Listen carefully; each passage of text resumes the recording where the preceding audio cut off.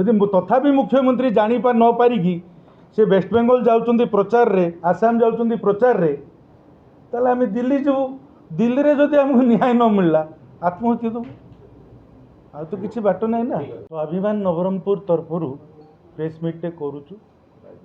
स्वाभिमान नवरंगपुर हैला नवरंगपुर अनुष्ठान जे कि नारी सुरक्षा, गरीब लोकों पाई अधिकार पाई लड़ाई करे, मौलिक अधिकार पाई ये संस्था लड़ाई करे, स्पेशली नारी सुरक्षा पाई लड़ाई करे। गत 3 दिन है घुंगरू मिश्र प्रति जो अन्याय होउची, सी जो न्याय पाई लड़ाई कर बार द्वारा सुंडी पिंडा होउचंती, सेथिपाई आमे तांको सपक्ष रे आज ये प्रेस कॉन्फ्रेंस टा करूचु। तथ्य सह जहाँ जहाँ तांकर मानस दास जी एक्यूज्ड अछंती, घुंगरू मिश्र एकुटिया शिकार ही ना, बहु लोक शिकार होती। तथ्य सहित आज आम पॉइंट टू पॉइंट आम प्रेस कॉन्फ्रेंस टा करूँ।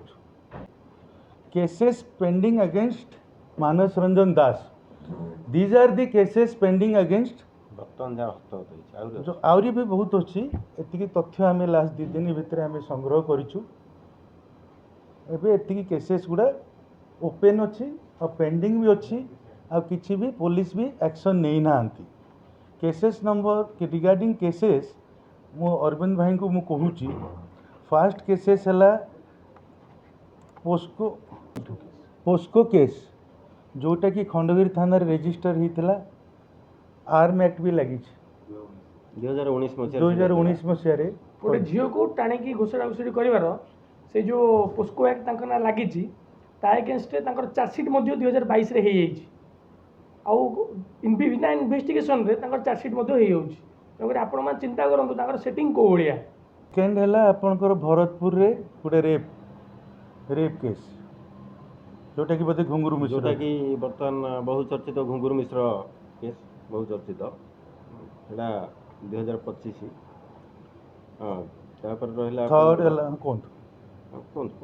थर्ड है चंदकार गोटे केस अच्छी 285/25 जोटा कि एट्रोसिटी केस। सीतु बेहरा बोलिकी जड़े लोक से जबरदस्ती पैसा आदाय करी जे कि एट्रोसिटी केसटे फाइल होती। पुलिस भी एक्शन नहीं कि नहीं जना पड़नी।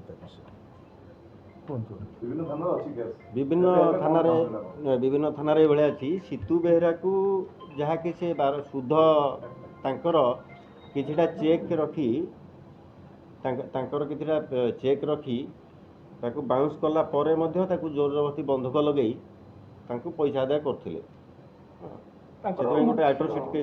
मुख्य हूँ ब्लैंक एग्रीमेंट और ब्लैंक चेक जहाँ आधार रे सी लोक मान पैसा दियंती और तापर तांको ब्लैकमेल करिकी पैसा तो देले ठीक अच्छी तार सुध मूल प्लस दिन बाय दिन लेट हेले 10,000 टंका 20,000 टंका फाइन पकईकी डबल डबल पैसा आदाय करती।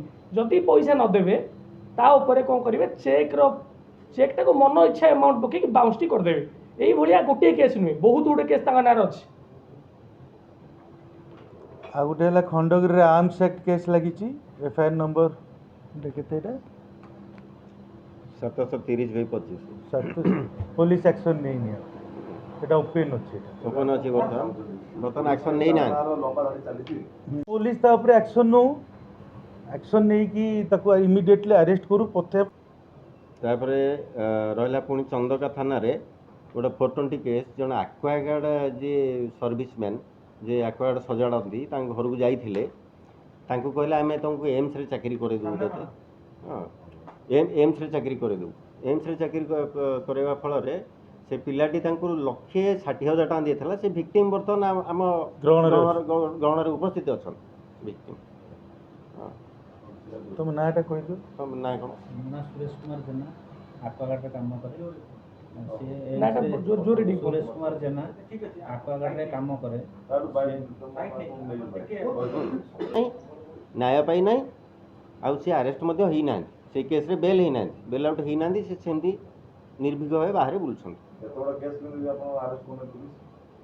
सेटा पुलिस की पचार बोधे दायित्व गणमाध्यम भावुची। ସାମ୍ବାଦିକ ସମ୍ମିଳନୀ ଡାକିବାର ଉଦ୍ଦେଶ୍ୟ ଏହା ଯେ ବୋଧହୁଏ ଆମର ପ୍ରଶାସନର ମନେ ପଡ଼ୁନି, ଅପାରଗତା ତ ଆମେ କହିପାରିବୁନି ସରକାରଙ୍କର, ମନେ ନ ପଡ଼ୁଥାଏ ମନେ ପକାଇବା ପାଇଁ ଆମେ ପ୍ରେସ୍ କନଫରେନ୍ସ ଡାକିଛୁ। ଆଉ ବର୍ତ୍ତମାନ ଆମେ ଡାକିଛୁ ଏଇଟା ସ୍ୱାଭିମାନ ନବରଙ୍ଗପୁର ଡାକିଛୁ, ଏଇଟା ସମସ୍ତଙ୍କର ସ୍ୱାଭିମାନ ପାଇଁ ଡକାଯାଇଛି, ସେଇଥିପାଇଁ ତଥ୍ୟ କଲେକ୍ଟ କରାଯାଇ ଦିଆଯାଉଛି। ସେ ନିଶ୍ଚିନ୍ତ ଭାବେ ଆମର ସରକାରଙ୍କ ଉପରେ ଭରସା ଅଛି, ପ୍ରଶାସନ ଉପରେ ଭରସା ଅଛି, ସେ ନିଶ୍ଚିନ୍ତ ଭାବେ ନ୍ୟାୟ ପାଇବେ। ଆମ ମା ଭଉଣୀ ଥିଲେ ବି ଆମକୁ ବହୁତ ବାଧିଥାନ୍ତା, ସେ ଯୋଉ ଭଳିଆ ସେ ସାମ୍ବାଦିକ ମାନଙ୍କୁ ତା ଘରେ ଡାକି ଯୋଉ ଭଳିଆ କଥା କହୁଛି ସେମିତି କୁହନ୍ତୁ ନାହିଁ। ସେଥିପାଇଁ ଆପଣମାନଙ୍କୁ ନିବେଦନ କରୁଛି, ଆଉ ତ ତାଙ୍କର ଓକିଲକୁ ମୁଁ ନିବେଦନ କରୁଛି, କହିବାକୁ ଗଲେ ବି ଆପଣଙ୍କ ମାଧ୍ୟମ ଥ୍ରୁରେ ମୁଁ ତାଙ୍କର ଯଦି ସିଏ ଯଦି ତଥ୍ୟ ନ ପାଇକି ମିଡ଼ିଆ ଆଗରେ ଆସିକି ଏପଟେ ସେପଟେ କଥା ହେବେ, ଆମେ লিগাল ଆକ୍ସନ୍ ତାଙ୍କ ବିରୁଦ୍ଧରେ ଯାଇଛୁ। ସେ କୋଉ ଭଳିଆ ଓକିଲ ସାରା ଭୁବନେଶ୍ୱରବାସୀ ଜାଣିଛନ୍ତି। সেটা আমি দেখিবো, আমি legally we are very strong, financially also we are very strong to be I am telling. সেটা আমি জানিছি মানস দাস ভুল জায়গায় সে হাত মারিছি। যদি ওড়িশা সরকার আমকো ন্যায় দেইব নাই, দিল্লি চলো, চালি চালি দিল্লি যাও ম্যাডাম। যেমনি রাউরকেলার যেমনি মোদিকে ভেটাবাকু নিশিকান্ত মুক্তিকান্ত যাইতিলা, ঘুঙুরু মিশ্র ভুবনেশ্বর চালি চালি মাসে লাগু, কিন্তু চালি চালি দিল্লি যাবো ইন্ডিয়া ফ্লাগ ধরকি। সেতবেଳକୁ ଦିଲ୍ଲୀରେ ଯେତେବେଳେ ଏ ପ୍ରଶାସନର ମୁହଁ ସେଇଠି ଦିଲ୍ଲୀ ଝିଅ ନା, ସେଇଠି କ୍ୟାଣ୍ଡେଲ ମାର୍ଚ୍ଚ ବି କରିବୁ। ସେଥିପାଇଁ ପ୍ରଶାସନକୁ ମୁଁ ହାତ ଯୋଡ଼ି କହୁଛି, ଆପଣ ତତ୍ପରତାର ସହିତ ଆକ୍ସନ ନେଇକି ତାକୁ ଇମିଡିଏଟଲି ଆରେଷ୍ଟ କରାଯାଉ। ଗନ୍ ଲାଇସେନ୍ସ ଇମିଡିଏଟଲି କ୍ୟାନସଲ କରାଯାଉ। ଗନ୍ ଲାଇସେନ୍ସ ତାକୁ ଇମିଡିଏଟଲି ଏତେ ଆର୍ମ ଆକ୍ଟ ଲାଗିଛି, ତା ଲାଇସେନ୍ସଟାକୁ ଆପଣ କ୍ୟାନସଲ କରୁନାହାନ୍ତି। ଆପଣ କୋଉ ଭଳିଆ ଫେଭର ନେଇଛନ୍ତି ତାଙ୍କଠୁ? ରିନ୍ୟୁ ମଧ୍ୟ ସେ କରୁଛନ୍ତି ଲାଇସେନ୍ସଟାକୁ ତାଙ୍କର 2023 ନା 24 ଯାଇ ଖଣ୍ଡପୀଠ ଥାନାରେ ସେ ରିନ୍ୟୁ ମଧ୍ୟ କରୁଛନ୍ତି। ଆମେ ଯାହା ପାଇଁ ଡିସିପି ଅଫିସରେ ଯାଇକି ଡିସିପିଙ୍କ ସାথে ଦେଖା କରିକି ଆମେ ପ୍ରୋଭାଇଡ୍ କରିଥିଲୁ ଯେ ଏଇ ବନ୍ଧୁକ ଲାଇସେନ୍ସ ଏଇ ନମ୍ବରରେ ସେ ବନ୍ଧୁକ ଧରିକି ଲୋକମାନଙ୍କୁ ଧମକଉଛନ୍ତି, ଡରଉଛନ୍ତି। ଅଥଚ ଡିସିପି ସାର୍ କହିଲେ ଫୋନ୍ କରିକି ନିଜେ କଥା ହେଲେ ଥାନା ସହିତ, କିନ୍ତୁ ସେମାନଙ୍କ କହିବା କଥା ଯେ ଆମେ ତାକୁ ଦେଖିବୁ ନେକ୍ସଟ, କିନ୍ତୁ ଏପର୍ଯ୍ୟନ୍ତ ବୋଧେ ପ୍ରାୟ 2 ମାସ ହେଇଗଲାଣି ଆମେ ଯିବାର, ଏପର୍ଯ୍ୟନ୍ତ କୌଣସି ନିଷ୍କର୍ଷ ବାହାରି ପାରିନି। ଯଦି ତଥାପି ମୁଖ୍ୟମନ୍ତ୍ରୀ ଜାଣିପାରି ନ ପାରିକି ସେ ୱେଷ୍ଟବେଙ୍ଗଲ ଯାଉଛନ୍ତି ପ୍ରଚାରରେ, ଆସାମ ଯାଉଛନ୍ତି ପ୍ରଚାରରେ, ତାହେଲେ ଆମେ ଦିଲ୍ଲୀ ଯିବୁ। ଦିଲ୍ଲୀରେ ଯଦି ଆମକୁ ନ୍ୟାୟ ନ ମିଳିଲା ଆତ୍ମହତ୍ୟା ଦେବୁ, ଆଉ ତ କିଛି ବାଟ ନାହିଁ ନା। ଧନ୍ୟବାଦ।